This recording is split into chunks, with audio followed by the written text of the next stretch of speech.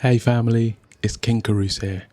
Today, we're shining a spotlight on a remarkable woman who burned bright and fierce in her short life, Olive Morris. Born in Jamaica in 1952 and moving to London as a child, Olive Morris became one of the most important yet often overlooked figures in Black British civil rights history. Olive's activism began early. At just 17, she intervened when she saw police officers assaulting a Nigerian diplomat after mistaking him for a vagrant. The officers then turned on Olive, but this incident only fueled her determination to fight injustice. Olive was a founding member of the Brixton Black Women's Group and the Organisation of Women of African and Asian Descent.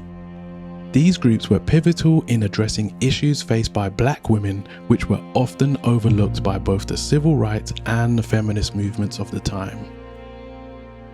But Olive's activism wasn't limited to gender and race. She was involved in squatters' rights movements, believing that housing was a fundamental right.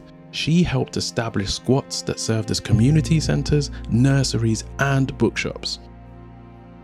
Olive was also an internationalist. She travelled to China to learn about their revolution and was involved in anti-apartheid activism.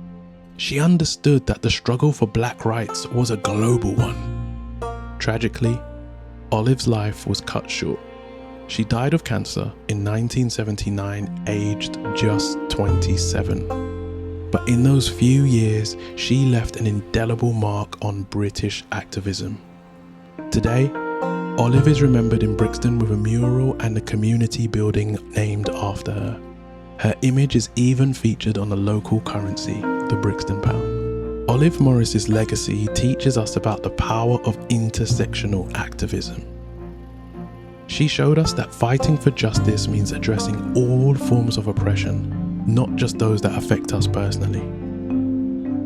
Thank you, Patreon family, for allowing me to dive deeper into these crucial yet overlooked stories.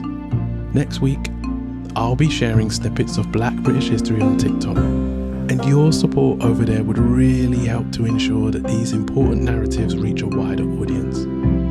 Till then, please stay blessed and remember, Black history is world history.